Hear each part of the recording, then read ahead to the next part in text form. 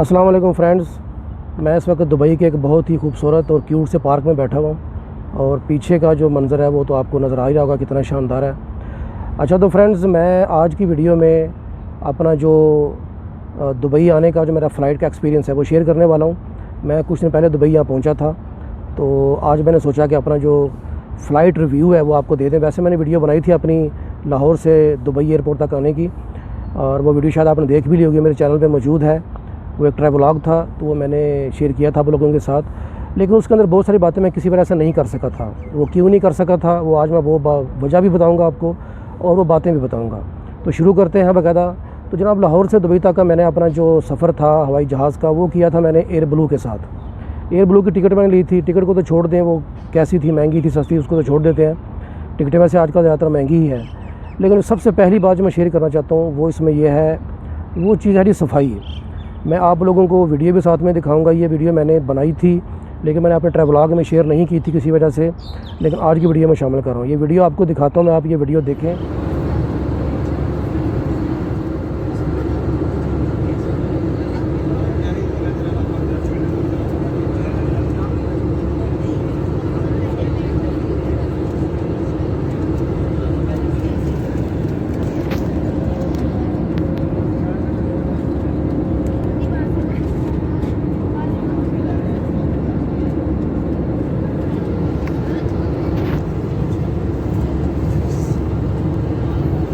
नज़र आ रहे हैं तो वॉइस ओवर। सबसे पहली चीज़ सफाई है। मैंने अपनी ज़िंदगी में इतनी गंदी फ़्लाइट कभी नहीं देखी। ठीक है, वो जहाज़ लेट आया था 40 मिनट, वो किसी और जगह से आया था और वो लेट थी फ़्लाइट, लेकिन मैंने ज़िंदगी में बहुत सफ़र किया हवाई जहाज़ों के ऊपर और कभी भी इतना गंदा जहाज़ मैंने नहीं देखा। जहाज़ लेट भी होते हैं लेकिन उसकी सफाई की जाती है उनकी। देखिए, ये जो एयरलाइन का जो बिज़नेस होता है ये अरबों रुपए में होता है, ये कम अज़ कम। ये कोई छोटा मोटा बिज़नेस नहीं है, बहुत बड़ा बिज़नेस है। ये चंद हज़ार या चंद लाख रुपए में नहीं होता। इसके जो फंड्स हैं, इसके जो बजट है वो अरबों रुपए का होता है। इनकी इनकम भी फिर ज़ाहिर बात है वैसे ही होती है। तो इतने पैसों में से थोड़े से पैसे सफाई के लिए निकालना कोई बहुत बड़ी बात नहीं थी, लेकिन फ़्लाइट बहुत गंदी थी। आप देख सकते हैं सीटों के पीछे धूल, मट्टी, दाग, धब्बे वाज़े नज़र आ रहे हैं, और जो पॉकेट है उनके अंदर सीटों के पीछे, उनके अंदर लोगों ने कैसे कचरा रखा हुआ है। नीचे भी ऐसी था बिल्कुल। तो बहुत गंदी फ़्लाइट थी, इतनी गंदी शायद कोई बस भी नहीं होती। तो मेरा ख्याल है कि इसके अंदर डिस्काउंट नहीं दिया जा सकता एयरलाइन को कि वो सफाई ना करें, सफाई का ख्याल ना रखें। ये सबसे पहली चीज़ है। मैंने इतना सफ़र किया हुआ है, जैसे जहाज़ के अंदर एंटर करते हैं अंदर से खुशबुएँ आती हैं, अच्छा माहौल नज़र आता है, तो इंप्रेशन अच्छा पड़ता है उससे। तो वो जनाब यहाँ पे मिसिंग था, सफाई नहीं थी सबसे पहली चीज़ जो है। तो वो मैंने आपको दिखा भी दिया वीडियो के ज़रिए। चलें, सफाई तो एक साइड पर रख दें। दूसरी चीज़ जो थी फ़्लाइट में वो खाना जो है वो मेरे हिसाब से, जितना हम भी डेली खाना खाते हैं, ताज़ा खाने की खुशबू, ताज़ा खाने की शक्ल सूरत वो अलग होती है, वो नज़र आ रही होती है। तो मेरे हिसाब से जो खाना है वो कम अज़ कम 1 दिन पुराना था और उसको गर्म करके हमें दिया गया था। उसका मैंने वो अपने जो ट्रैवलॉग उसमें दिखाया भी हुआ है। लेकिन खाने की कोई ऐसी बात नहीं है। खाना वो ना भी देते तो चलता, हमें बता देते, हम घर से खा के आ जाते। जैसे एक मज़ाहिया शेर है PIA के बारे में, मुझे उसका आखिरी मिसरा याद है कि घर से ही खाइए, घर से ही PIA। ये PIA के बारे में है। तो ये भी हमें बता दे पहले से भी, खाना फ़्लाइट के अंदर नहीं दिया जाएगा, आप लोग भी घर से खाइए, घर से ही PIA। बेशक ये एयर ब्लू है, तो खाने का शिकायत मैं नहीं करता, लेकिन खाने का ये जब आप दे रहे हैं तो फिर ताज़ा दें, वरना ना दें। जैसे कि एयर अरबिया भी नहीं देती शारजा वाली, तो आप भी ऐसा रूल बना लें अपना कि आप खाना वगैरह ना दें। तो खाने को तो जो छोड़ देने की सफाई सबसे अहम चीज़ थी। उसके अलावा जनाब एक और चीज़ थी कि अमला जो है उसका रवैया। अमला हमारे पास सारी बात है, पायलट वगैरह को पायलट, उससे तो हमारी मुलाकात होती नहीं है, वो तो आगे बैठे होते हैं कॉकपिट में। तो हमारा सामना तो होता है एयर होस्टेस वगैरह के साथ जो हवाई मेज़बान होती हैं। तो मेरे साथ तो चले जितना मेरी उनसे बातचीत हुई वो ठीक ही रहा, लेकिन एक साथ एक मेरे खातून एक बैठी हुई थी, उन्होंने सीट चेंज करने के लिए कहा। तो सीट चेंज करना चले उन्होंने खैर उनको अरेंज कर भी दिया, लेकिन किसी वजह से वो खातून नहीं गई। लेकिन उन खातून के साथ जो उनका रवैया था वो इतना कोई शाइस्ता नहीं था। वो जब उन्होंने कहा जी, दरअसल उन खातून की डिमांड ये थी कि आगे मेरी सहेली बैठी है, मुझे उनके साथ बैठाएं। और अमला जो था उनका वो ये कह रहा था कि हम उनके साथ तो आपको नहीं बैठा सकते, लेकिन कहीं आपको एडजस्ट करवा देते हैं, जो कि बात माकूल थी वैसे, लेकिन बात करने का तरीका उनका गलत था। वो औरत के साथ बड़ी बदतमीज़ी से पेश आ रही थी। वो जो एयर होस्टेस थी, ऊंची आवाज़ और बड़ा तेज़ लहजा, तल्ख लहजा।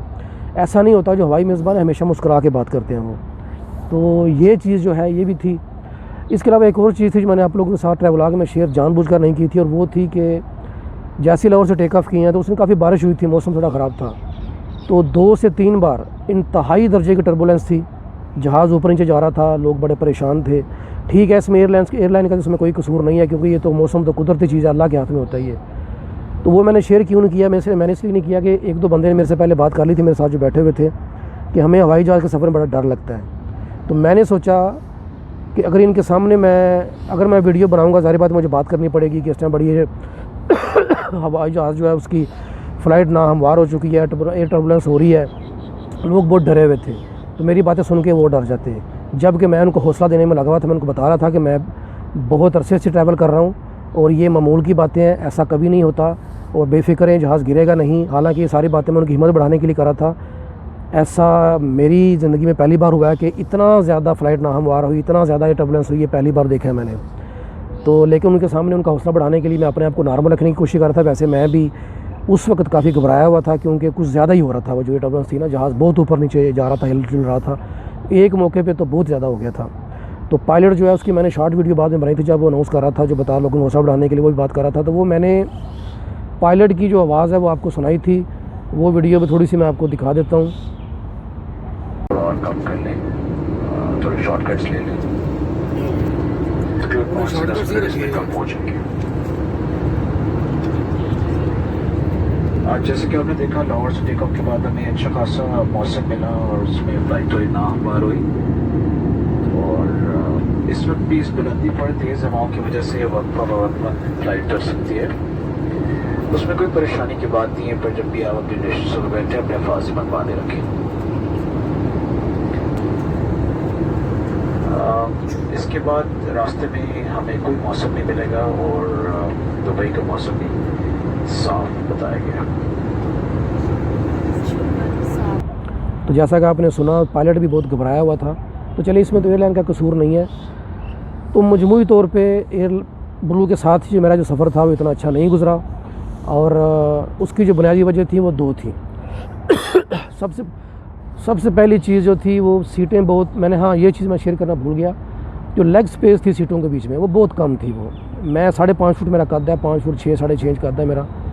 तो मुझे मुश्किल पेश आ रही थी बैठने में वहाँ पे। ठीक है, मुझे मेरे लिए जगह थी, लेकिन टांगें सीधी नहीं हो रही थी।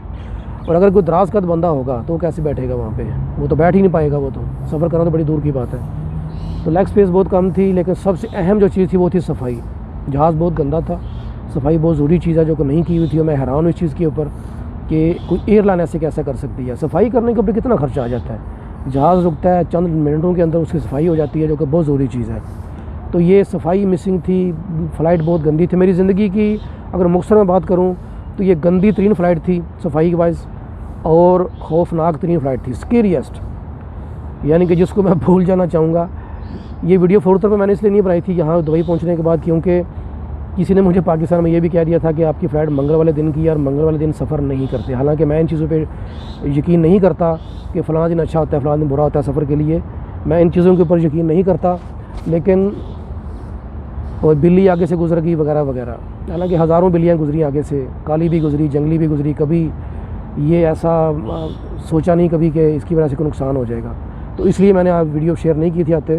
तो इस मुख्तसर सी वीडियो मैंने फ़्लाइट रिव्यू आपको देना था, जो मैंने आपको दे दिया है कि मेरी ज़िंदगी की गंदी तरीन और खौफनाक तरीन फ़्लाइट थी। उम्मीद है चीज़ें बेहतर होंगी और होनी चाहिए। अगर एयर ब्लू से बंदा कोई ये देख रहा है, हालांकि बाद में वो आए थे वो जी कंप्लेन, अगर आप कुछ करना चाहते हो तो आप लिख सकते हैं इसमें, लेकिन मुझे पता है उसका फ़ायदा कोई नहीं होता। तो मैं अपने प्लेटफॉर्म से मैं कंप्लेन करना चाह रहा था। मैंने अपने यूट्यूब चैनल से, फेसबुक पेज से ये कंप्लेन कर दी है। अगर एयर ब्लू से कोई देख रहा है तो इन चीज़ों को बेहतर करें। एयर ब्लू की पहले इमेज बहुत अच्छी थी। चलें, इसका मालिक कौन है, वो एयरलाइन उसने कैसे बनाई, सारा पता, लेकिन छोड़ देते हैं इन बातों को। हम मुख्तसर सी बात करते हैं। एयरलाइन बन चुकी है आपकी, चल रही है, बहुत टाइम से चल रही है। इसकी पहले इमेज बहुत अच्छी थी, लेकिन अब एयर ब्लू के मैंने और जगहों से भी इस तरह की बातें सुनी हैं। तो बेहतर है कि एयर ब्लू के म्यार को थोड़ा बेहतर करें, ख़ासतौर पर सफाई को म्यार को बेहतर करें। खाना अगर देना ताज़ा दें, वरना ना दें, छोड़ दें। तो जनाब, उम्मीद है आपको ये वीडियो पसंद आई होगी। मिलते हैं नेक्स्ट वीडियो में। अल्लाह हाफिज़। मौसम आज बहुत ही अच्छा है, यहाँ पे ठंडी ठंडी हवा चल रही है, बादल बने हुए हैं। दुबई में ऐसा मौसम कम ही होता है। और पीछे का नज़ारा आप देख सकते हैं, आगे का नज़ारा भी बहुत खूबसूरत है, सामने आगे का मंजर जो है।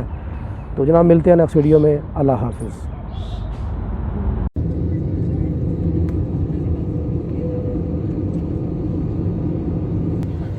शुक्र टायर आने का मनु बड़ा अफसोस हो।